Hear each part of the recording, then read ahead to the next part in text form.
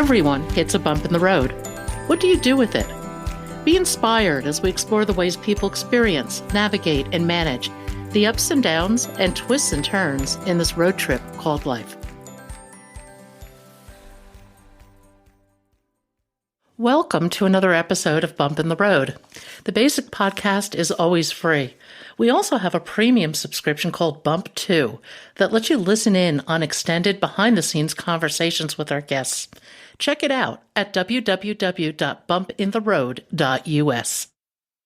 Zya Be built a successful corporate career in organizational change consulting, including starting her own company. She's traveled the globe solo, contributed to a best-selling book on creativity, and now she has her own podcast, Your Hell Yes Life, where she tells the stories of other fearless women. She raises the question of what does your soul yearn to do, and what's holding you back? Join us for a fearless conversation. Zya, welcome to Bump in the Road. If you would, tell us your story. Thank you. It's a pleasure to be here. Yeah, so I was a corporate consultant, did organizational change consulting for 25 years. In the last 10 years, I actually had my own company with people working for me. And out of the 25 years, I wanted to not be a consultant for 20 of them. It was good work. I had flexibility. I literally traveled the world. I took a year off solo to travel the world. I visited every continent before I was 40. In between projects, I was making good money. So on paper, great life, and even not on paper, I was enjoying myself. But deep down, I had this gnawing of, I want to be doing work that's more meaningful. I cared about my clients. I wanted them to get results, but it didn't feel truly impactful. Like, do I really care that these big companies implement a new system, a new process that it's potentially going away in 2 years anyway? And in the grand scheme of the world and life, it just didn't fit my soul.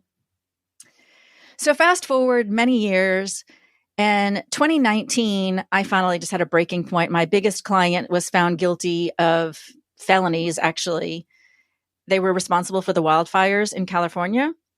And the way they treated the community, the way they treated my team as they went into bankruptcy, I thought, I am just way too out of alignment. I cannot support this anymore. I'm out. Spoke to my financial planner. And luckily, I have always been good at saving and investing. And he's like, yep, you are out. Go for it. So I semi-retired, but I was 48 at the time, and people at 48 are not around. So I was actually quite bored for a year. I've done a lot of traveling. I didn't really feel like just traveling solo again. And I sat around a lot, which surprised me. I always thought retirement would be fantastic, and it wasn't. So 2020, I decided that's it. I'm going to travel the world again, and I'm going to figure out what I want to do and where I want to live and find my partner, just, sort out my entire life somehow by traveling the world. And I got to a small town in Mexico that was lovely. And then COVID happened. And so I stayed for 2 months, and I eventually just had to give up on that dream because every country was closing its borders. I wasn't going to be able to travel. So I came back to the US, and it was really hard. I'm single. I live alone. The loneliness was quite intense. I've always been creative, so I just took a lot of classes. I took a poetry class. I took a singing class. And then in late 2020, I took a painting class. I was nervous to take it because I have not picked up a paintbrush since I was 10 or something. And I got encouragement, and it was called Paint Your Legendary Self. And when it started out, it looked as if my 10-year-old self had painted this. And by the end, if I can say, it was, my friends call it a masterpiece. It was gorgeous. And all of a sudden it was just like, ta-da, oh my gosh, I actually like to paint. So that actually slowly evolved. I started to do not surreal, but like visions that I had, I would paint that were not realistic. They were realistic in that you could see that they were forms and things like that, but they weren't actual things that you would see out in the world. And then over time, that has shifted. And now I'm an abstract artist, and I have a studio downtown San Francisco. I have my first open studio show coming up in less than a month. This year, I also was paid to read poetry at an art opening. became an international best-selling author by co-authoring a book on creativity with 65 other spectacular female creatives. And I also this year started my own podcast called Your Hell Yes Life to inspire women to basically get out of that life that they probably don't like and chase their own yes. So Your Hell Yes is not about, woohoo, every day is magnificent. It's about following your deep inner yes. That one that I yearned to follow all those years when I was doing what I thought I should do, when I was just following the money instead of my heart. I finally made it out. I think a lot of people share that dis-ease, if you will, in corporate life. But where do you go? I mean, I think trying to unearth something that is really in alignment with yourself and your soul is hard, particularly in this society where we're rewarded with material stuff and money and all sorts of baubles. We're not rewarded for looking within. Yeah, and it is challenging because, baubles are aside, I needed to pay my rent. I needed to pay for my, everything, insurance, car. So that is the reason I didn't leave sooner, because I didn't know what I wanted to do. If I had had a path, I would have picked up and gone. I will say at 40, I did leave. I tried to do photography and jewelry, and I made in a week what I used to make in an hour, and that wasn't going to work. And so I went back to consulting. So there is the practical component of, I was finally able to leave because I had enough savings that I could say I can slowly start another path without the stress of, oh my gosh, I'm going to have to now start selling stocks and worrying about money. So we do have that balance. I think what I would encourage is, as people want to pursue another path, to just start trying things, because I was waiting for this grand answer to fall into my head. And I don't think that's how it happens, or at least not for a lot of us. And so just experiment. So while you're still making the income, maybe if podcasting is something that's fascinating, go try the podcast. And if it resonates, then continue on and try and monetize it at some point instead of cold turkey leave. You put that pressure on this new idea, because that's what happened to me. Is this idea of the jewelry and the photography had to work because I had to make money. And then it's just another level of stress. It's different than when you're in corporate America and not enjoying yourself, but it also doesn't feel very good because there's that anxiety of, where's my money? Where's my money? Oh, I think that's so true.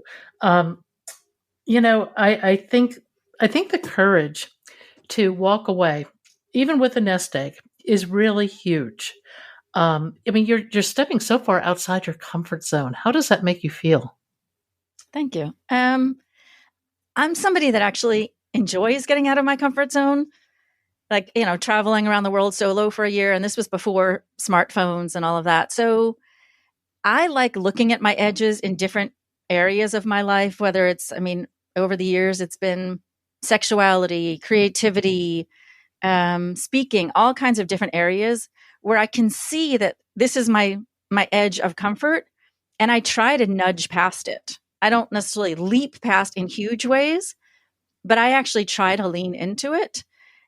And there's always more growth that can happen with that. But that's also another thing that I want to encourage women to do, because I think overall, especially women, are told, play small, be safe, all these other nonsense type messages from society. And then they don't take chances. In many of my trips, I've run into women who see that I'm traveling solo and say, oh, I could never do that. And yeah, there are some places I've been to that are maybe a little bit sketchier. But the last place that I heard this was Portugal. Portugal is extraordinarily safe. It's probably safer than San Francisco, where I live. There's a lot of English. There's no reason to not be able to travel. If you don't want to, that's one thing. But to say that you couldn't because you don't feel like you could get out of that comfort zone of traveling with somebody else, that's one of the things I really want to encourage people to do. I've always found that curious too. I travel alone all the time, and I really enjoy it because I can do what I want to do when I want to do it, and I don't have to accommodate anybody else. I really enjoy that option of going solo, personally.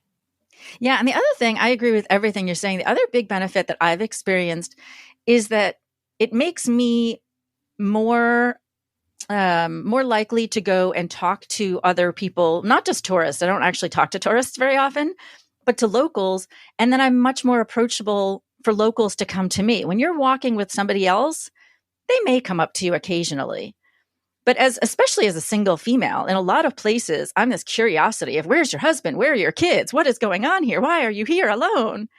And I've had just the most magnificent experiences of being invited into a minority group in Myanmar to go sing and dance with them, or into a tea plucker's house in Sri Lanka to have tea and cookies with her, that I'm sure I would not have had these experiences if I was with somebody else. What is the magic of travel? Oh my gosh, everything. I want to say soul opening sounds a little kooky, but that's what's coming to mind. I mean, it just, to me, my identity falls off a bit because nobody knows who I am. Nobody has any expectations of me. So I feel the most me when I'm on the road because it's just, yeah, all of that goes away. And I'm just led by intuition and curiosity of, ooh, I hear music over there. I wonder what's going on over there. And so my entire world just opens. I'm able to question my beliefs much more easily than I would at home because all of a sudden you're faced with, oh, it's done that way here. That's interesting. Maybe I would want to do it that way at home. And then I think it just helps us also understand each other more and to have compassion and appreciation. I mean, I will in the shower often when I have hot water, it's like, oh my gosh, I have my own shower with clean water that's hot. Just such deep gratitude for these things that I think a lot of people take for granted. If you haven't seen, somebody has to go bathe in a dirty river, or somebody has to go walk 3 miles to get drinking water that is probably not even clean, safe drinking water. So there's so many levels of what travel has done for me in my life. I think one of the things about travel is it forces you to be very present. You're in a different environment. The sounds, the sights, the smells, everything's different. You're very present. And I think that's where where potentially magic happens. Because so often we live in our minds and we're off doing our to-do list. But when you're really present, it creates an experience. It's experiential as opposed to just intellectual. And it's the experiential stuff in life that really changes us. Yeah, I absolutely agree. And on that point, I would say that's where I've developed really strong intuition as well. And I think you would probably say the same thing especially as a solo traveler. Moment to moment, you have to think, is this person safe? Is this situation safe? What do I want to do? Maybe I thought I was going to go to the beach today, but my gut is I want to go have a coffee and watch the world go by. And you follow that gut. But a lot of it is even around that safety of, I'm going to go on a hike. I don't know this area. Does it feel safe to do this? And so I've gotten really in touch with my intuition through my travel. Were you in touch with your intuition in corporate life? It's a good question. I mean, I'd say yes, because I did organizational change consulting. So it was about the people side. So I would have to get a sense of what are the team dynamics? What is really going on underneath the surface here? What are the challenges that we're facing with this change? Who is the leader that's really in charge here? So I'm sure it was there, but I also needed to focus so much on my head with planning it out, being responsible, the stress of I am the one that needs to get you the value. I need to, for myself, feel like I'm adding enough to be worthy of what I'm charging you. That the intuition was there. I never thought about it. It's a great question. The intuition was there, but I definitely leaned more on the left. And I don't know that I ever questioned my intuition, but it wasn't the leading force. Where in travel, intuition is my leading force. I mean, on one of my trips in Asia for several months, added, I think, 5 countries in as I went that were not on my original plan. Oh, what fun. This left brain, right brain dichotomy is something that I find really interesting because I think our society is very left brain, very linear. You go to school, you get the degree, you achieve, you make money, all those things. But I think we're becoming left brain at the expense of our right brain, which is much more intuitive, creative, open, curious. I think those right brain attributes are really important, actually. Absolutely. I mean, you can tell based on what I'm focusing my life on now, right? It's art, podcast, creativity book that I am definitely shifting to the far right in that far, right brain. Mm-hmm. And I think, not to get into masculine, feminine. And when I talk about that, I don't mean men versus women. I mean masculine energy versus feminine energy. It's been all about the masculine energy, right? It's Mm-hmm. especially, I grew up in New York, and as a consultant, it's push, push, push, make results happen. This is how we do it. And I do think that we are definitely shifting more towards the feminine so that ultimately, hopefully, we end up with more of a balance and we can appreciate both sides, because we do need the structure that comes with that left brain. But we are missing so much of the magic of the right brain. It's been questioned, doubted, pushed down. And that's, again, part of what I want to do with my podcast is raise it up to say, no, your intuition is ultimately important here. Your creativity. My last podcast was all about creativity. What made you decide to start a podcast? The idea actually fell into my head. I know that sounds crazy, but I was Not not to even a me. podcast listener. What did you say? Not to me. It doesn't sound Okay. crazy. All right, great. Well, to some other people, but I was taking a class because, again, I'm just trying to figure out what I want to do when I grow up. And she had a challenge for us to do a short video to just introduce ourselves.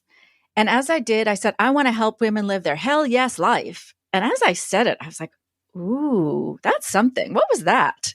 And the next day, this idea just appeared in my head of I want to spotlight and celebrate women to inspire and inform other women who are living their hell yes life, living life on their terms. It just kind of came through as one full sentence.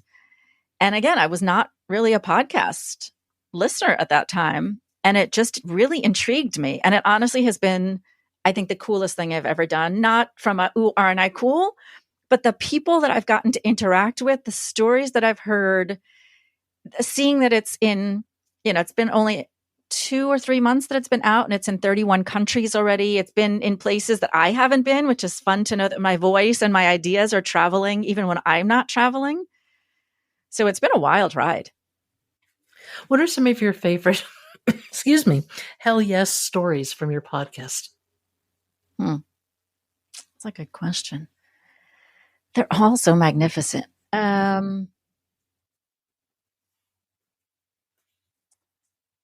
I mean, it's less about the story than the whole person. So that's why I'm struggling a little bit. Like, I had one woman who lost her son 2 years ago and now is a grief, not a counselor, but she brings grief coaching and awareness into businesses. So if you think about healthcare settings, I never considered it until talking to her. But think about, yeah, you get used to it a little bit, but you're still a person. If you see all of this suffering and death on a daily basis, it weighs on you. And so she works with organizations to support their people in doing that. I had the woman that was just on does an intuitive painting. So she helps people tap into themselves through art. It's not that they're tapping into their art, they're tapping into themselves through art. And she makes such a great living from that she's supporting herself and her husband, which I think is, I mean, that's a big old hell yes, because these are the kinds of things that people would say, no, of course you're not going to make money doing something like that. That's a lovely little side hobby that you can do. So that's another magnificent one.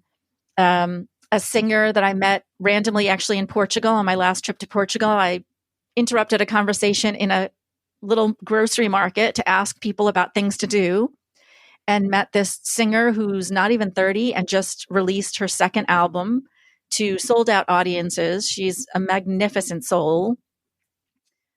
I mean, I could go on and on. I think all of them are spectacular. People will just have to listen and hear more. No, I think that's amazing. And your book, is it an anthology of different stories? How is your book? What's your book about? Yeah, it's not stories. It was our best tips. So the book is called The Creative Life Book, and each author gave our best 2 to 3 page tip on how to tap into your creativity. So mine was about going back in time to childhood, because if we think about as a child, everybody thinks that they're creative, or I shouldn't say thinks, everybody knows they're creative as a child. You draw a picture and you run home and you want your parents to hang it on the refrigerator and you show everybody. And now, even as a professional artist, I still hesitate to show my stuff in some ways because what if people don't like it? We've been told over time to judge our work. And so bringing people back to childhood was incorporating play into not just your creativity, but into life. Because I think, to your point with the left brain, we've forgotten how to be playful and silly, curious. So bringing curiosity to, again, your creativity and your life, non-judgment, enjoying the process. So it's not about the outcome, but just enjoy the process. So those are a few of the key things that, again, every one of my things I think are for creativity and for life. That makes total sense. As kids, we haven't been socialized yet to be left-brained. We're just these creative little humans without all these preconceived ideas. It's a pretty magical place to be when you think about it.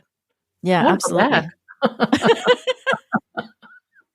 Well, you can hang out with them and embrace the ideas. Yeah, why is it hard as an adult to kind of explore this other side of ourselves? I mean, why is it difficult? The creative side or the right brain, or the creative side, the right brain side? I mean, at least in America, and I don't know, I assume this is going to other places. So the cultures may be a little bit different. In the US, again, we've had years and years and years of conditioning that's not valued. That's not where you make money. That's not important. Push it to the side. Focus on this, right? Like you said, even in school, it's about grades. It's not coming up with the creative solution. It's, did you get this answer right? And so after years and years and years of being shaped, I mean, we're almost like clay being shaped into a sculpture. You can't unsculpt so easily, right? Once that piece has been carved out of the rock or molded into the clay, it takes some effort to get that clay back. So it's unlearning and releasing old beliefs and habits and ideas and starting to embrace and value these others. And the other thing is then standing up for yourself and having, I don't know if it's a boundary around it, but society is still going to question. Like, let's say you do want to start to pursue art or music or any of those things as more than a hobby. Society is then going to push back potentially. And society could be also friends, family, to say, oh, that'll never happen. You won't make money. What a lovely idea, but ... It's not, go, make it happen. So you have to be really strong in your own sense of, this is important to me. No, it's interesting. I remember I took my sailplane cross country one year and relocated from the East Coast to the West. And in doing that, I kind of shifted into a place in my life where I was full of joy and just curiosity and happiness, and I just exuded it. And man, society came down on me hard. You can't be this joyful. What's wrong with you? It was when I was thinking about that just this morning, and I thought that is such a sad statement of our world. If you feel that somebody's just joy needs to be squashed. And I think that standing up for yourself is a really big part of it. But when you're going through these changes, you may not be ready to stand up for yourself yet. You're still a little raw in that formative stage of exploring what else can I be. Yeah, that's a good point. I'm sorry to hear about the joy thing. People really gave you a hard time about being joyful? It wasn't that they gave me a hard time about being joyful, but there was more like a social shunning of you should be this, you should be that. Right. You should be a little miserable, and I wasn't. And that I think just didn't fit in. No, we need more rebellious, happy, joyful people. Yeah, I mean, you bring up a good point that as you're shifting into a new way of being, I think support is really important. And it could be an actual coach or somebody like that, but it could even be just friends. I've gathered a group of women that I met through a class, and every Friday we have an hour-long catch-up. And it's, as we're pursuing our different businesses, we share ideas, we share the ups and downs of life. And that's a very safe space where I can show up and say, I'm having a really hard day, and they get it. Or I'm having a fantastic day, then they're going to celebrate with me. So, I think that's another thing that is hard even in the US, because the US is very individualistic, right? You're supposed to be able to make it on your own.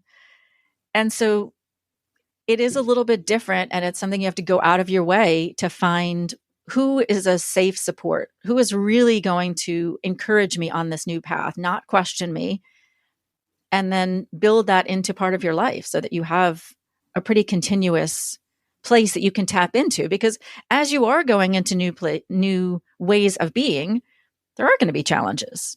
I mean, they're fun, interesting challenges in that you are growing. It's not just awful, but having support from another person or even for yourself of, okay, when this happens, I know I need to get out into nature and that's going to be my happy place. Or I know I need to go play with a dog or whatever it is for each person.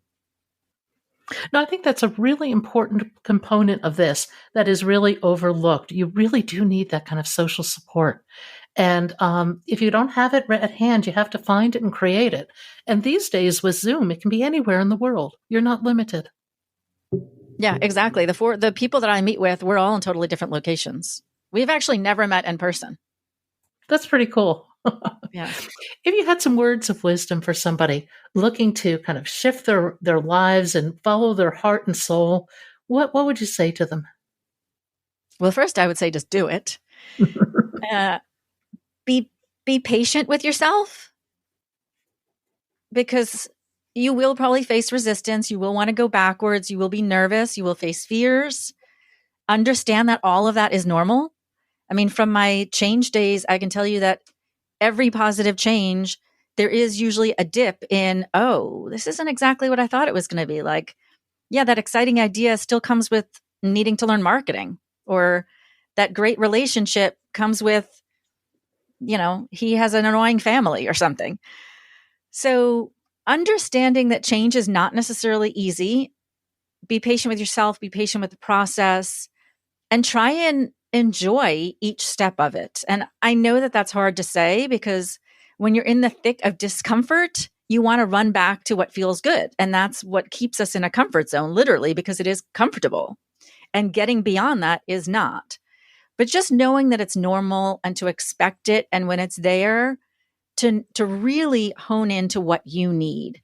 So recently I went through something personally. I lost a friend. My mom was in the hospital, et cetera. And not to make light of them and say, et cetera, these were horrific things that happened. And I, for almost 2 weeks, needed to sit in silence. And I didn't know why, but I could just feel deep in my body that I could not interact with humans. Even my family, I said, nope, I just can't talk. I need to tune into myself. So really knowing what you need and then being able to ask for it. Because then there were other times where I said, hey, I really need support. Can people call me more? Can you text me more? And so being willing to ask for it, and also knowing that people may say no. You can't always get what you need from other people. But, the overall thing is do it. It's definitely worth it on the other side. And if you need encouragement, my podcast is full of women who will talk about the fact that following your own path is challenging. There is discomfort, period. I'm not going to say it's easy. You're trailblazing, right? You're taking your own big machete and going through and making your own trail. It is harder than walking the well-worn path, but it is absolutely worth it. And I think you would agree. It sounds like we're very similar souls in doing our own thing. One final question. If you could rewrite your story, would you? Ooh. No, I don't think so. I mean, maybe there are like little moments here and there, but I wouldn't have gotten the lessons that I got in the way that I got them. So no, I don't think so.